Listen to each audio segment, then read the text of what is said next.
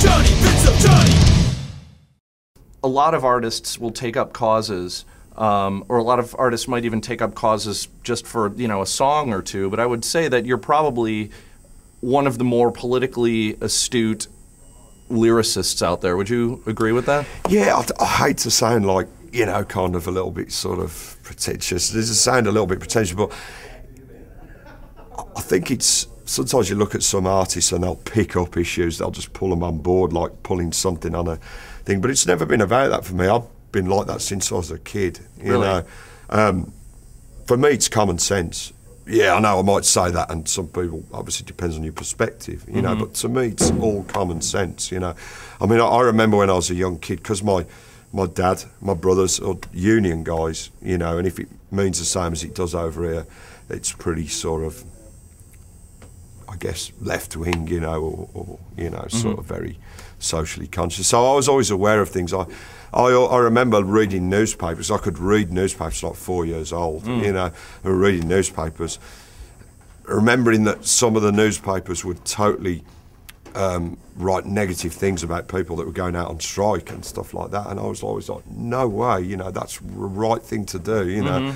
You know, knowing how bad like pay and conditions were, especially through the Margaret Thatcher years, you know, for workers and stuff, you know, I was like, no way, that's always the right thing to do, you know. It's absolutely fundamentally the right thing to do, you know. So I was always that way anyway. Yeah. And I just think you refine, you know, your views become refined and stuff, you know. There's some things that I probably used to think that I think a little differently about now, just because even from looking back myself, I might consider to be what I said or what I thought at that point naive, you know what I mean, somewhat. So I think everyone refines their viewpoints and stuff. But I mean, like I say, as a lyricist,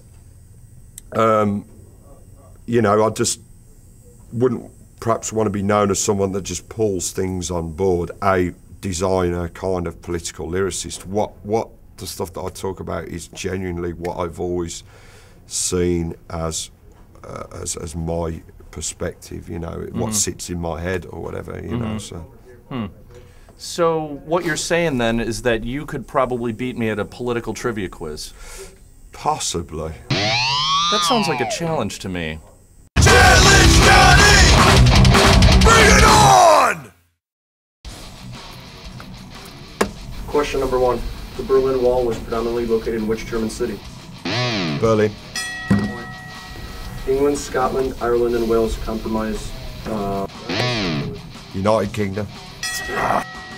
3. Apartheid was abolished in South Africa due to the work of what inspirational leader? Howie Mandela. Nelson Mandela. Question number 4. Communist bloc countries were said to be operated behind the Iron Curtain. Number 5. The current leader of North Korea is Kim Kardashian. John Gill. Yes. Right. Number 6. Iran is located on what continent? Asia.